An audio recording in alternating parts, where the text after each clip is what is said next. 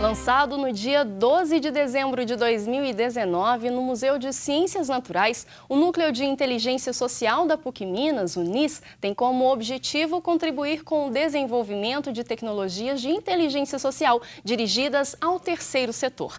Para falar mais sobre esse trabalho, eu recebo no Horizonte Notícia Entrevista de hoje a doutora em Sociologia e Demografia e professora da PUC-Minas, Maria Carolina Tomás, que vai nos explicar um pouquinho mais sobre esse importante trabalho que é desenvolvido pela sociedade. Professora, quando vocês sentiram a necessidade da criação desse núcleo? Então, se a gente pensar o cenário hoje, tanto do terceiro setor quanto da academia, é de um trabalho em conjunto. Então, se a gente pensar tanto como a revolução tecnológica, com tanta informação, a tomada de decisão mais assertiva usando essa informação e tentar transformar essa informação em inteligência. Então, essa parceria ela surge com o Child Fund, que é uma organização internacional e uma organização que tem um braço no Brasil muito forte, com sede aqui em Belo Horizonte. Então, o Child Fund procurou a PUC-Minas já com uma ideia de criar uma rede de parceria entre a academia e o terceiro setor. É um modelo bem inspirado em outras organizações que já existem isso, como a Net Hope, que é uma organização americana. Então, essa necessidade, eu acho que ela surge do próprio contexto hoje de ter um volume enorme de informação e que a gente precisa transformar essa informação em inteligência. E não só o setor privado usar essa informação para maior produtividade, efetividade das suas decisões, uma assertividade maior, mas também o terceiro setor. E pensar que o terceiro setor hoje também enfrenta várias mudanças, Existe hoje uma importante necessidade de uma accountability, uma prestação de contas maior de como essas decisões são tomadas. E a PUC-Minas, como uma parceira da academia, é importante também, isso faz parte da missão, acho, da instituição, transformar o conhecimento para a mudança social, para a transformação social. Então, acho que ela vem com um casamento muito interessante aí de duas instituições que estão olhando para a mudança social no Brasil. E como que esse casamento funciona na prática? Então, na prática, nós temos uma sala no prédio de pós-graduação. Então, na verdade, estão envolvidos hoje, com muita atividade, os programas de pós-graduação em Ciências Sociais, que é o que eu faço parte, e o da Geografia e o Tratamento da Informação Espacial. Também temos outros programas a serem envolvidos mais no trabalho, como a comunicação, a psicologia, a informática também. Então, hoje nós temos uma sala física, onde nós desenvolvemos os trabalhos, uma equipe composta por um doutor, uma doutoranda, ela terminou o mestrado, agora já entrou no doutorado, e 2 alunos de graduação para fazer esse trabalho. E, ao mesmo tempo, o Child Fund também tem uma visão muito interessante da necessidade de trazer os seus funcionários para dentro da universidade também.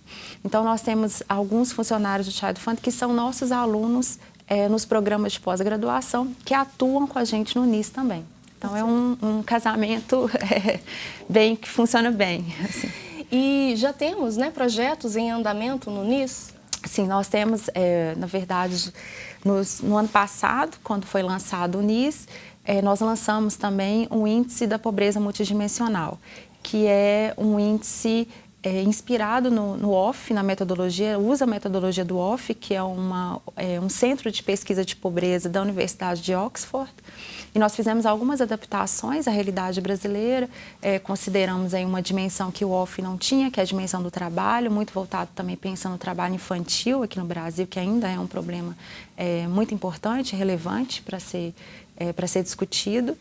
E aí o primeiro trabalho é esse índice, que foi calculado para o Maranhão, para o Piauí e para a Paraíba. E além do cálculo do índice, nós também criamos clusters para a atuação do Child Fund, onde esse nível de pobreza é mais elevado, como áreas prioritárias para atuação nesses 3 estados. Então, a gente usou tanto uma metodologia de construção de um índice, assim como também um georreferenciamento para a construção de clusters para a atuação do terceiro setor. E aí, esse resultado ele pode ser usado de forma mais efetiva, né, em programas que combatam essa vulnerabilidade infantil futuramente. Isso, ele é um índice que está disponível ao público, inclusive, no site do NIS. E ele, a ideia não só, ele pode ser usado tanto para crianças, que é a demanda inicial desse índice, que ele, né, a ideia era localizar municípios em que tem um alto índice de pobreza e, ao mesmo tempo, uma quantidade de crianças grande também nessa situação de pobreza e vulnerabilidade, mas ele pode ser usado para outras decisões também, né? Outros tipos de política. É possível, hoje não está disponível, mas, por exemplo, seria possível calcular pobreza para idosos, né? Pobrezas para a família, pobreza para as pessoas em situação de deficiência. Então, assim, você tem outras possibilidades de uso, sim, desse índice. Pelo que a senhora está falando, né, do desenvolvimento do trabalho do NIS, a análise de dados é uma parte fundamental no trabalho desenvolvido pelo núcleo. E é uma área que está em franca expansão. Eu queria que a senhora falasse um pouquinho sobre a importância, né, dessa área para estudos futuros. Sim, a análise de dados, como você, Vanessa, falou, realmente tem crescido muito, né? A gente vê, inclusive, profissões que não existiam, como Data Analytics, né? A questão do Big Data, a análise de dados tem sido muito discutido realmente. O que nós fazemos prioritariamente hoje é a análise de dados realmente. Então, a análise de dados secundários são públicos, são dados que estão disponíveis, a maior parte deles pelo IBGE, né? São dados censitários, né, do censo demográfico feito pelo IBGE. Então, a grande parte desse trabalho realmente é transformar essa massiva quantidade de dados em alguma inteligência para o terceiro setor. E aí nós temos alunos envolvidos, outros profissionais envolvidos, e não só a importância disso, mas pensar também numa importância de uma interdisciplinaridade, né? Hoje o núcleo ele é composto por diferentes professores, diferentes alunos, diferentes profissionais de áreas diversas. Então, a gente tem as ciências sociais pensando um pouco na metodologia do índice, ao mesmo tempo o pessoal da geografia colocando a questão do georreferenciamento, a informática transformando tudo isso num banco de dados apresentável ao público. Então, para os alunos é uma experiência rica, eu acho que não só para os alunos, mas essa é uma experiência rica para nós, professores também, para os funcionários também do Child Fund, no caso. Então, é uma troca muito grande de habilidades, de informações, de metodologias, que com certeza isso para todo mundo tem ganhos, né? Assim, eu acho que a academia, a gente pensa muito na produção do conhecimento para como transformar a sociedade. Nós fazemos parte dessa sociedade, então isso é muito importante. E da mesma forma o terceiro setor se alimentando desse tipo de conhecimento e de novas habilidades para tomada de decisões mais assertivas, né, com um poder de atuação talvez em áreas realmente mais prioritárias, como às vezes o recurso é escasso, então como eu vou fazer com esse recurso? Não só o recurso escasso, mas também pensar assim, como que eu vou prestar contas à sociedade que faz as doações aos contribuidores, como que eu faço isso de uma forma mais transparente, né? Então, assim, eu acho que essa análise dos dados, a gente já fala hoje numa quarta revolução industrial, que é a revolução do conhecimento. Sim. Então, por que não fazer essa revolução junto aí, terceiro setor e universidade também?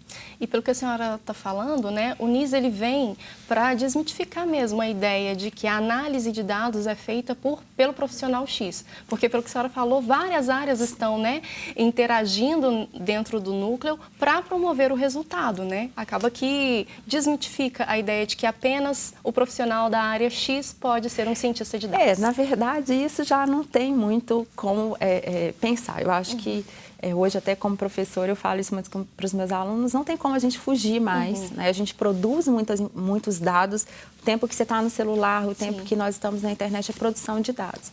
Então, eu acho que qualquer profissional hoje realmente precisa estar né, atento a essas questões, se treinando para lidar com essas informações e, mais importante, não só a informação em si, mas podê-la transformá-la em algo né, disponível ao público, em algo que é legível também para as pessoas, para que a gente possa usar de uma forma mais interessante, digamos, não só ficar produzindo essa informação. Sim. E é muito bonito ver, né, a tecnologia sendo usada ao nosso favor, né, ao meu favor, ao favor da senhora, ao favor daquele que está, né, na rua, que está, enfim, procurando respostas ou esperando respostas que às vezes ainda não tinha, mas que a partir do trabalho do NIS poderá ter a partir de agora. Exatamente, né? O nosso objetivo é exatamente esse, é de fazer essa tradução desse conjunto de informações para a transformação social.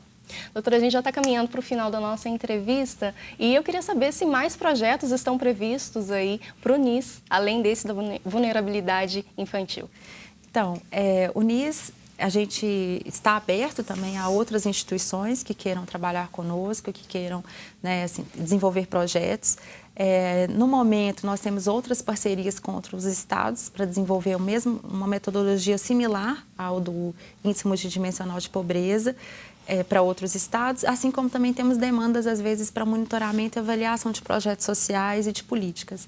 Então, assim, a gente tem projetos, né? A gente espera que seja só o começo de uma longa caminhada.